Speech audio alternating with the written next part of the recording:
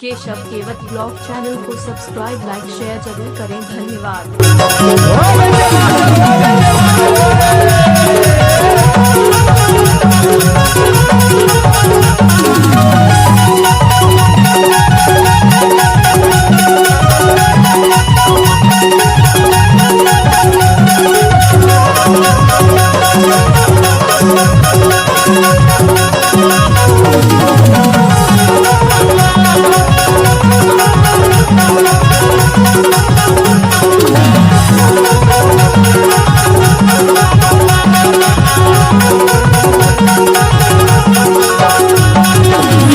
राजा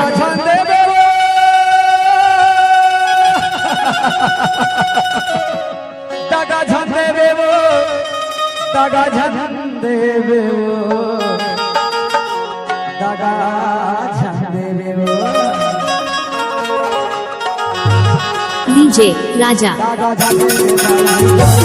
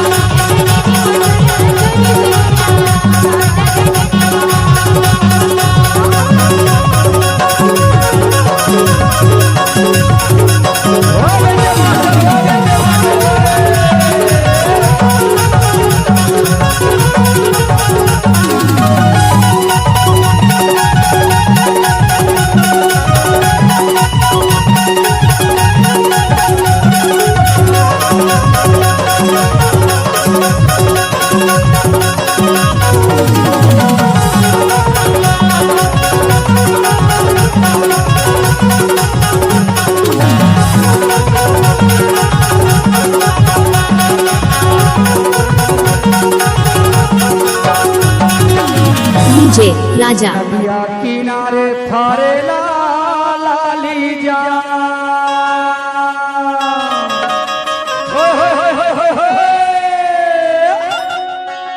नदिया किनारे थारे लाली जा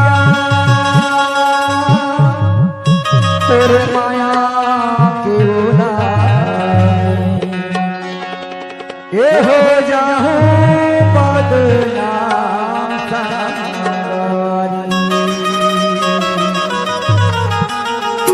डीजे राजा